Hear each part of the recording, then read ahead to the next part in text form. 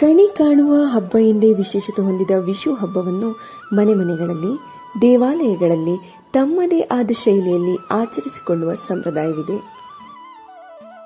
ಕಣಿ ಎಂದರೆ ಶ್ರೇಯಸ್ಸು, ಶಕುನ, ಭವಿಷ್ಯ ಎಂಬ ಅರ್ಥವನ್ನು ಹೊಂದಿಕೊಂಡಿದೆ. ದೇವರ ಕೋಣೆಯಲ್ಲಿ ಅಥವಾ ತುಳಸಿ ಕಟ್ಟೆ ಎದುರಿಗೆ ದೇವರ ವಿಗ್ರಹ, ಫಲ, ನವಧಾನ್ಯ, ಹೊಸ ಬಟ್ಟೆ, ದನಕನಕ, ಬೆಳ್ತಿಗೆ ಅಕ್ಕಿ, ತೆಂಗಿನಕಾಯಿ ಹಾಗೂ ಕನ್ನಡಿ ಇತ್ಯಾದಿಗಳನ್ನು ಇಟ್ಟು ವರ್ಷದ ಆರಂಭದಲ್ಲಿ ಮೊದಲ ನೋಟದಲ್ಲಿ ಆರಾಧ್ಯ ದೇವರನ್ನು ನೋಡುವ ಕ್ರಮವೇ ಕಣಿ ಕಾಣುವುದು.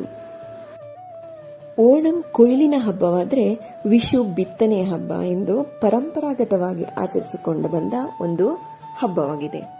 ಕೇರಳದಲ್ಲಿ ಸೌರಮಾನ ಯುಗಾದಿ ಅಥವಾ ವಿಷು ಹಬ್ಬವನ್ನು ಯಾವ ರೀತಿಯಲ್ಲಿ ಆಚರಿಸುತ್ತಾರೆ ಎಂದು ನೋಡೋಣ ಬನ್ನಿ.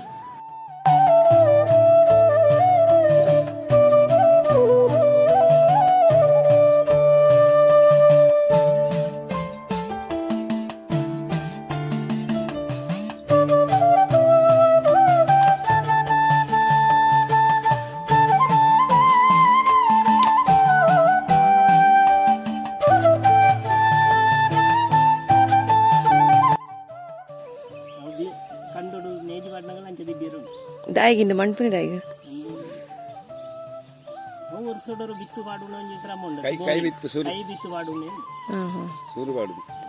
ಇಂದಿತ್ತೆ ಮಲ್ತಂಡ